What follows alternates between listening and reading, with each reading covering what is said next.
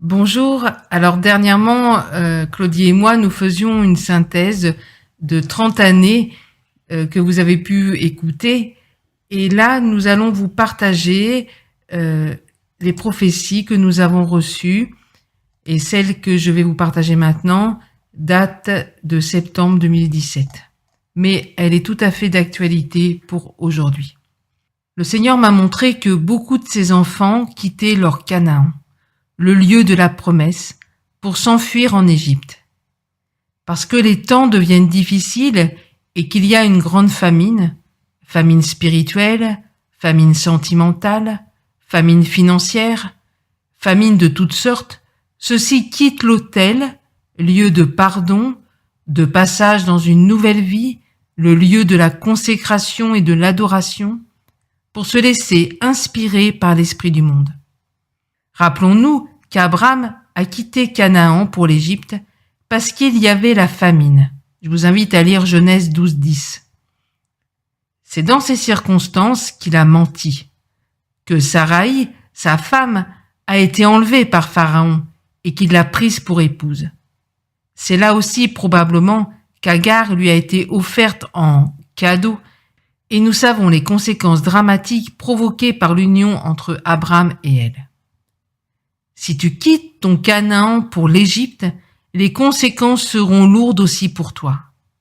Mais tu diras, à quelle occasion je quitte mon Canaan pour l'Égypte? Eh bien, à chaque fois que tu quittes l'endroit où Dieu t'a placé sans qu'il t'ait demandé de le faire. Quand tu cherches un nouvel emploi mieux rémunéré au détriment du temps que tu passes avec Dieu ou au détriment de ta famille. Quand tu fais des alliances compromettantes pour le ministère ou dans la recherche d'un conjoint. Quand tu altères ton message pour plaire à tes auditeurs. Quand tu adoptes des comportements basés sur la séduction. Quand tu entres dans des activités qui ne correspondent pas à ton appel. Bref, quand tu te laisses gagner par l'optique de réussir au lieu de faire ce que Dieu te demande. Alors tu penses peut-être, c'est juste pour un temps. Cependant, les conséquences seront lourdes. La promesse de Dieu est-elle changée pour toi? Non. Ce que Dieu dit, il l'accomplit. Dieu t'a-t-il demandé de quitter ton Canaan? Non. Comme Abraham, tu t'es laissé inspirer par cette famine apparente. Tu as laissé le doute s'installer. Pourtant, tu sais où est l'endroit de la promesse. L'Égypte, c'est la pensée du monde et tous ses attraits. C'est le lieu où il nous semblera enfin pouvoir vivre. Même si nous pensons n'y séjourner que quelque temps, cela pourrait avoir de graves conséquences. N'oublions pas qu'un peu de levain fait lever toute la pâte. C'est aussi un lieu de compromis, de mensonges. C'est un lieu où les seuls autels qui sont bâtis sont ceux à des dieux étrangers. Et c'est un lieu où nous oublions de consulter Dieu, où nous ne l'adorons plus. Un lieu où il ne sera plus celui qui règne sur nos vies. Alors où nous trouvons-nous aujourd'hui? Où te trouves-tu? C'est le temps de répondre en toute honnêteté à cette question, sans te voiler la face.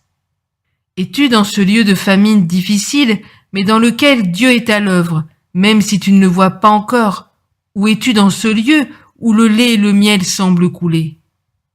Rappelle-toi que c'est dans ton Canaan que coulera le lait et le miel, et non ailleurs. Reste dans ton Canaan et repasse les promesses de Dieu dans ton cœur, car ce qu'il dit, il l'accomplit en son temps. Si aujourd'hui tu es parti séjourner en Égypte, Dieu t'invite à revenir dans ton Canaan, le pays de sa promesse pour toi.